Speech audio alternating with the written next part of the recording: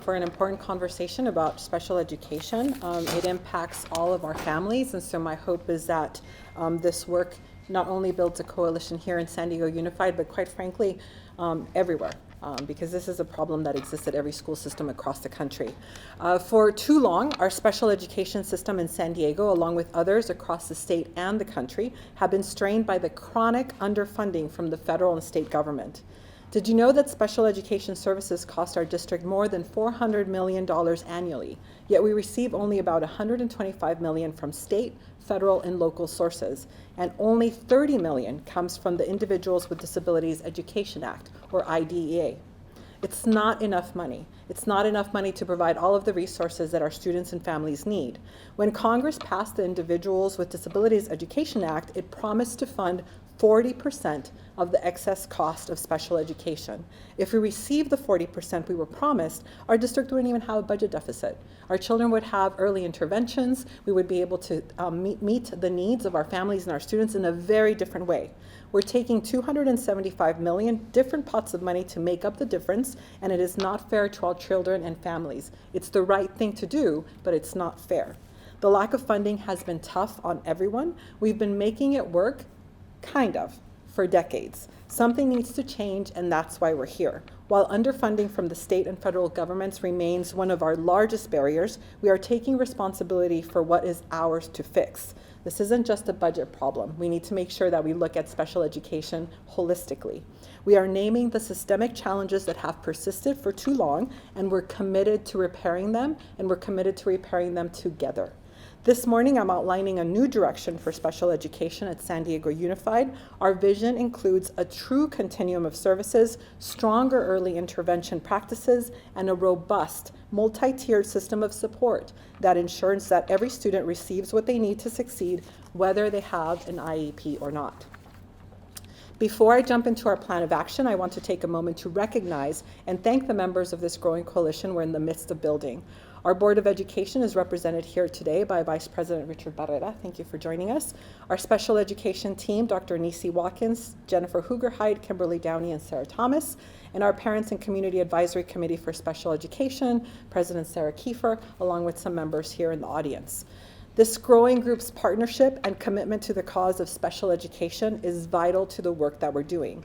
Our community has felt the impact of underfunding for decades, and today we're standing strong together to say that's enough. Our students deserve better. We need to completely rethink about the system and design it for the vitality and the thriving of each and every student. We are looking to redesign our system with one purpose: to ensure that every student with a disability has access to meaningful learning, timely support, and a safe, inclusive environment. We are going to address underfunding for special education by the federal and state governments. We will advocate for the state of California to make investments in behavioral health supports and early interventions. We've already begun that work. Our federal advocacy will include working to secure increases with Individuals with Disabilities Education Act funding. We will be announcing some new bill proposals for the new year. So this is already in play. We're going to develop strategies for inclusive practices and meaningful access. Next year, we'll place a greater emphasis on teamwork between general education teachers and special education teachers, which means special education teachers will have a stronger voice in school leadership teams and planning meetings. Teachers will receive coaching, training, and support focused on inclusive practices and shared responsibility for every learner with dedicated central office staff support. We will also be building a stronger transition plan and pathways for special education students. We will work with our Office of Graduation and community partners to develop a new approach. We are going to solidify continuum of services for students with or without special education needs. We will work to strengthen early support and prevention so students will get help before learning gaps widen or behavior concerns increase. This means a district behavior specialist to coordinate behavior support systems, a multi-tiered system of support teams and trained behavior support teams available to schools, regular training for staff to use proactive positive behavior strategies, improved collaboration across counseling, nursing, youth advocacy, and other supports. This is going to take all of us. That's why I keep calling it a coalition. It's going to take every single educator to make sure that we include all of our students in a very beautiful way towards learning. We're also going to push for an overhaul of educator credentialing to allow more flexibility for serving students with special education needs. Because here's part of the problem. When teachers receive their teaching credential, it is immediately bifurcated. There's a general education credential and a special education credential. It immediately separates us. We need universities to step in and make sure that this is a coordinated effort for unity. So we will be going after that as well with our local universities. We are also going to address the over-identification of students for special education services. This means we will work to ensure that we have appropriate referrals and identifications for students with prior interventions before we go through a testing system. Other improvements in the district are to challenge the doctor prescription process for individualized education plans. Did you know that many pediatricians write those as RXs to schools? Parents show up with an IEP prescription. We're asking to be filled those as prescriptions. That is not okay. We're going to improve our data systems to track progress of special education students because we don't have it. I want to see how students are doing every time we have a yearly plan. So if you have an individualized education plan, there is a meeting that convenes to see if the children met their goals. I have no way to see if children are meeting their goals or how robust those goals really are and if they're tied to the disability. We need to build a very strong system of data system for that. In closing, today we're committed to addressing both external obstacles and internal barriers. It's both. It's twofold. I recognize we have responsibility in this problem as well. Realistically, the changes we're seeking will take years. But in the weeks and months ahead, San Diego Unified and our partners will be advocating aggressively at the state and federal levels while simultaneously transforming our internal district systems. And today marks that first step. So to families, we hear you. To our educators, we stand with you. To our students, we promise you a better system, one worthy of your brilliance. So thank you for your partnership and your advocacy and your faith. Together, we will build the special education system that our community deserves, and it is my pleasure to introduce our Executive Director of Special Education, Dr. Anisi Watkins. Thank you. Thank you, Dr. Bagula. As the Executive Director of the Special Education Department, I am deeply aware of both the responsibilities and the privileges of this role. With 18% of our student population having individualized education programs, this means that these students also receive special ed services. Families entrust us with their children's education, their safety, and their academic futures. And for too long, the systems designed to support this population have not been enough. Our commitment today is simple. We are rebuilding the system from the inside out. Our families deserve a special education system that they can trust, one that is clear, consistent, and responsive. They deserve a process that identifies the needs accurately, provides service promptly, and communicates transparently. That's the system that we're building. Over the past 2 years, we have begun stabilizing the foundation. We've expanded our pipelines through strengthening our partnerships with the local universities and built intentional structures to support early childhood behavior interventions as well as address social emotional needs. We are still in progress. Our work is complex, but we're committed to the work. Our commitment is unwavering. We are redesigning with students at the center, and we are building structures that will outlast me and those behind us.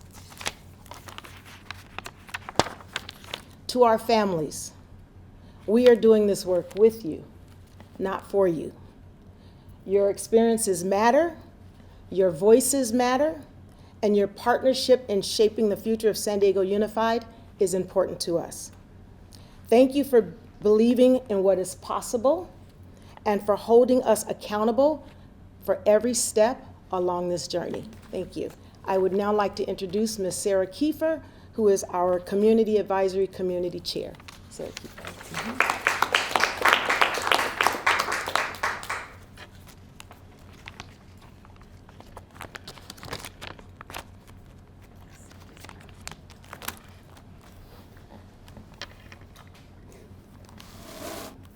Good morning. My name is Sarah Kiefer, and I am proud to represent the families of San Diego Unified as chairperson of the Community Advisory Committee for Special Education. I stand here today not just as a committee chair, but as a mother of a child who relies on special education programs. My son Benny is autistic level 2. He's such a ham. He is the sweetest, goofiest little boy you will ever meet. Like many families, mine has experienced everything that goes into navigating a system that, despite its best intentions, has not always met all of our children's needs. But today I'm also standing here with something else, assurance. I see district leadership naming the real problems out loud. I see a superintendent and an executive director who are not afraid to acknowledge the deep systemic challenges families have been bearing. Families are not asking for special treatment. We're asking for a system our children were promised. Millions of dollars owed to our children that have never arrived, federal funding that has never come close to meeting its commitments. All across San Diego, families like mine have carried the cost in time, in stress, in lost opportunities. We understand change is not going to happen overnight, but we are encouraged. We believe they care about our children, and we know they are committed to fixing this. That's why we're here to support them. This partnership between district leaders, educators, and families is so important. We can and we will push for change at the state and federal levels, and we will work hand in hand with each other to strengthen the systems inside of our district. Our children deserve the education they were promised, and today I see leadership willing to build that system. To our families, your voice and presence is powerful. To the district, thank you for your commitment and continued collaboration. And to our children, we are fighting for you, and we will never stop. Thank you. I'd like to introduce Trustee Richard Barrera. Thank you so much, Sarah and Nisi and Fabi. So Trustees Hazen, Whitehurst Payne, and I are here to stand as the board to stand with our families and our educators in our district in doing what we can do to meet the needs of all of our students. And this partnership and this comprehensive plan that Superintendent Bagula talked about is our commitment to, as Sarah said, making sure that our public schools are places where all of our students can thrive. Our families, our educators, our district leadership is doing its job. Who's not doing its job is the federal government. So the federal government, as Dr. Bagula went over, for 50 years has been responsible for funding 40% of the costs of special education. Today, the federal government in our district provides less than 7% of the cost. They're not doing their job. And what we've heard for decades from the federal government is, it's too expensive, we don't have the money to meet our legal obligation under IDEA to fund 40% of the costs. And yet we see the priorities of this current administration and this current Congress that is choosing to spend 4 times the amount of money that they're spending on special education on a private school voucher giveaway to families who can already afford private schools. 4 times the amount that they're spending on special education, they're siphoning off on this private school giveaway. 10 times the amount of money that they're spending on special education, they're currently spending on terrorizing our students and families through this ramped up immigration enforcement. That's their priorities. It's not that they don't have the money. They've actually always had the money. They just choose to ignore their responsibilities to support the kind of work that we're seeing here in San Diego with our families, our educators, and our district leadership. It's time for all of us as a San Diego community to come together and demand that when we do our job at the local level, that the state and especially federal governments step up and do their job. No excuses, fully fund IDEA, come in support of the work that's happening at the local level so that all of our students can thrive. Thank you. Dr. Bagula, are you? Yes, yeah.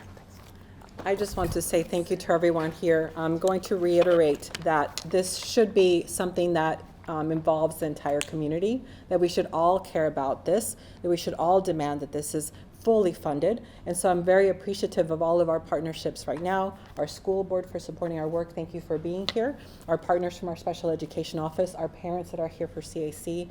I really appreciate, Sarah, that you said, hold us accountable. We want to do this work. We want to do this work together. We want to improve outcomes for all of our students, especially the children that need our help. But we also need the federal government to step in and make those decisions to fully fund us. So we hope that you join us in fighting for every single student that's here at San Diego Unified and to fully fund this program. Thank you for being here this morning. Thank you.